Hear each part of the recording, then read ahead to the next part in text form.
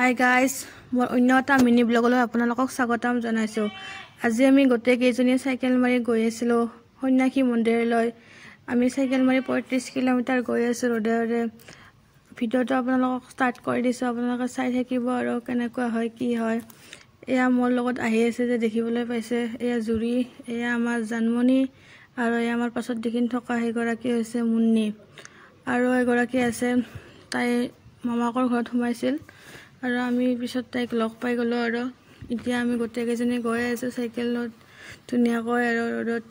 আপোনালোকে চাই থাকিব আৰু ভিডিঅ'টো অকণমান স্কিপ নকৰিব, দেখাই আছোঁ আৰু কি হয় কি নহয় আগলৈ।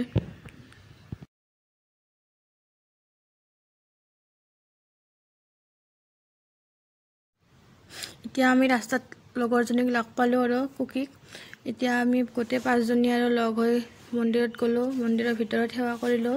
তাত মানে বহুত ভিৰ আছিল যে, সেইকাৰণে আপোনালোকক ভিতৰৰ পৰিৱেশ দেখাব নোৱাৰিলোঁ আৰু পিছত গ'লে আপোনালোকক আৰু মন্দিৰৰ ভিতৰৰ গোটেইখিনি দেখাম আৰু যেতিয়া ভিৰ অলপ কম থাকে। আৰু এতিয়া মানে বহুত ভিৰ আছিল যে, শাওণৰ মাহ হয়।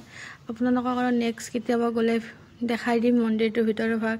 আমি গোটেইকেইজনী ধুনীয়াকৈ গৈ আছিলোঁ আৰু ৰাস্তাত গৈ থাকোঁতে ক'ৰবাত যদি আৰু মন্দিৰ দেখা পাওঁ, শিৱ মন্দিৰ ভাবিছোঁ আৰু গোটেইকেইজনী নামি চাইকেলৰ পৰা নামি আৰু সেৱা কৰি ল'ম আৰু গৈ আছোঁ আৰু ধুনীয়াকৈ এতিয়া ৰ'দে ৰ'দে। আৰু ছাতি এতিয়া আমি নিছিলোঁ, কিন্তু ছাতি লোৱা নহ'লে, কাৰণ এই যে গাড়ীৰ বহুত দিগদাৰ পাইছিলোঁ, সেইকাৰণে আমি লোৱা নহ'লে আৰু ভিডিঅ' কৰা প্ৰব্লেম হ'ব বুলি।